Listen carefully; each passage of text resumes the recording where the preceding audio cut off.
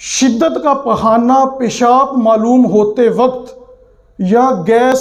ریح کی حاجت ہوتے وقت نماز پڑھنا مکروہ تحریمی ہے، گناہ ہے۔ اگر کوئی اس حالت میں نماز پڑھے، اسے گیس ہوئی ہے، اسے پیشاب آیا ہوا ہے اور وہ کہہ رہا ہے نماز پڑھوں اور پیشاب کروں، وضو کرتے ہوئے سردی ہے تو میں وضو نہیں کرنا چاہتا یا دل نہیں کر رہا وضو کرنے کا، نماز پڑھے گا گناہ گار ہوگا، نماز دوبارہ پڑھنی پڑے گی، واجب الاعادہ ہوگی نماز۔ آپ صلی اللہ علیہ وسلم نے فرمایا جب جماعت قائم کی جائے اور کسی کو بیت الخلاء جانا ہو، واش روم جانا ہو، تو پہلے بیت الخلاء یعنی واش روم جائے۔ اس حدیث کو ترمذی نے عبداللہ بن ارقم رضی اللہ تعالیٰ عنہ سے روایت کیا، ابو داؤد، نسائی اور مالک نے بھی اس کے مثل روایات کی ہیں۔